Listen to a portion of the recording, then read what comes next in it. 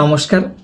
আবৃত্তি করছি কবি জয় গোস্বামীর একটি প্রখ্যাত কবিতা মেঘবালিকার জন্যে রূপকথা। আমি যখন ছোট ছিলাম খেলতে যেতাম মেঘের মাঠে। একদিন এক মেঘবালিকা প্রশ্ন করলো কৌতূহলে, এই ছেলেটা নাম কি রে তোর? আমি বললাম ফুসমন্তর।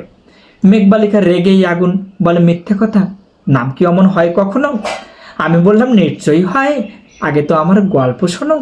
সে বলল শুনবো না, যা, সেই তো রানী, সেই তো রাজা, সেই তো একই ঢাল তলোয়ার, সেই তো একই রাজার কুমার পক্ষীরাজে, শুনবো না আর ওসব বাজে।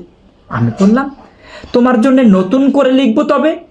সে বলল সত্যি লিখবি? বেশ, তবে মস্ত করে লিখতে হবে, মনে থাকবে, লিখেই কিন্তু আমায় দিবি। আমি বললাম তোমার জন্য লিখতে পারি এক পৃথিবী। লিখতে লিখতে লেখা যখন সবেমাত্র 2-4 পাতা, হঠাৎ তখন ভূত চাপলো আমার মাথায়। খুঁজতে খুঁজতে চলে গেলাম ছেলেবেলার ওই মেঘের মাঠে।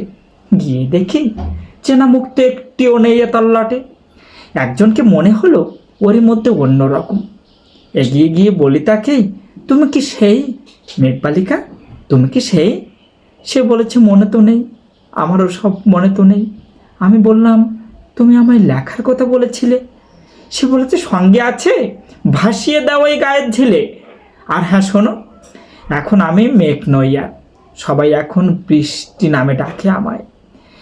বলেই হঠাৎ এক পশলায় চুল থেকে নখ আমায় পুরো ভিজিয়ে দিয়েই অন্য অন্য বৃষ্টি বাদল সঙ্গে নিয়ে মেলিয়ে গেল দূরে কোথাও, দূরে দূরে।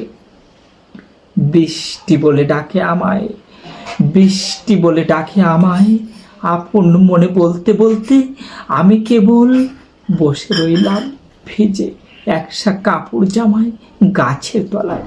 বৃষ্টি নাকি মেঘের জন্যে?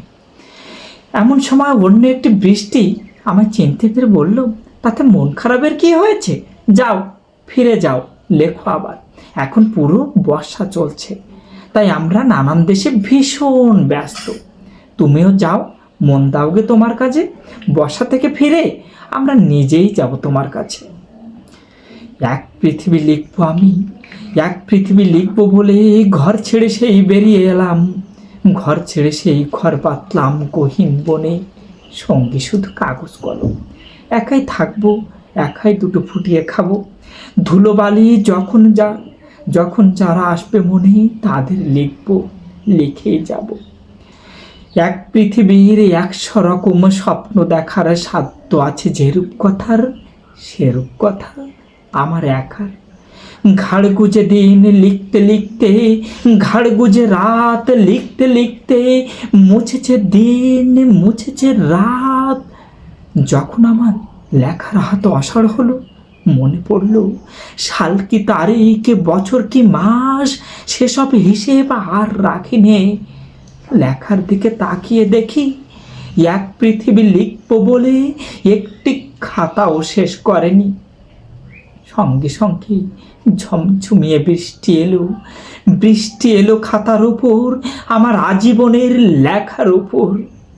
বাইরে তখন গাছের নিচে নাচছে ময়ূর আনন্দিত, ডাকছে পাখি এ গাছ ও গাছ, বলছে পাখি কবির জন্যেই অরণ্যে আমরা থাকি, কবির জন্যে আমরা কোথাও হার মানেনি। কবি তখন কুঠির থেকে তাকিয়ে আছে অনেক দূরে, বনের পরে, মাঠের পরে, নদীর পরে, সেই যেখানে কেউ যায় না কোনোদিনও। আজ সে কবি দেখতে পাচ্ছে সেই দেশে, সেই ঝর্ণা তলায় এদিক ওদিক ছুটে বেড়ায় সোনায় মোড়া মেঘ হরিণী, কিশোর বেলার সেই হরিণ, মেঘ হরিণ। ধন্যবাদ সবাইকে, ভালো থাকবে।